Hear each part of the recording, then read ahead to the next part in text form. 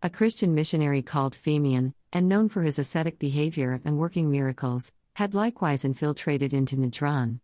There he called people to Christianity, and by virtue of his honesty and truthful devotion, he managed to persuade them to respond positively to his invitation and embrace Christianity. The principal tribes that embraced Christianity were Ghassan, Taglib, Tai, and some Himyarite kings, as well as other tribes living on the borders of the Roman Empire. Mahyanism was also popular among the Arabs living in the neighborhood of Persia, Iraq, Bahrain, Al-Uz, number 146, and some areas on the Arabian Gulf Coast.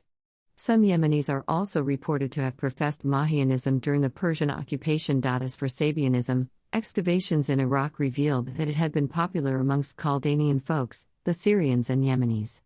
With the advent of Judaism and Christianity, however, Sabianism began to give way to the new religions, although it retained some followers mixed or adjacent to the Magians in Iraq and the Arabian Gulf. Tariq Ard al-Quran 2 193-208. The religious situation. Such was the religious life of the Arabians before the advent of Islam. The role that the religions prevalent played was so marginal, in fact it was next to nothing. The polytheists, who faked Abrahamism, were so far detached from its precepts and totally oblivious of its imminent good manners.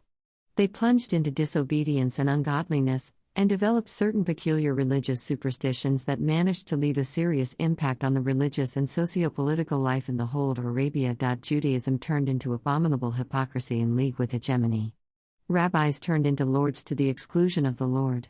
They got involved in the practice of dictatorial subjection of people and calling their subordinates to account for the least word or idea.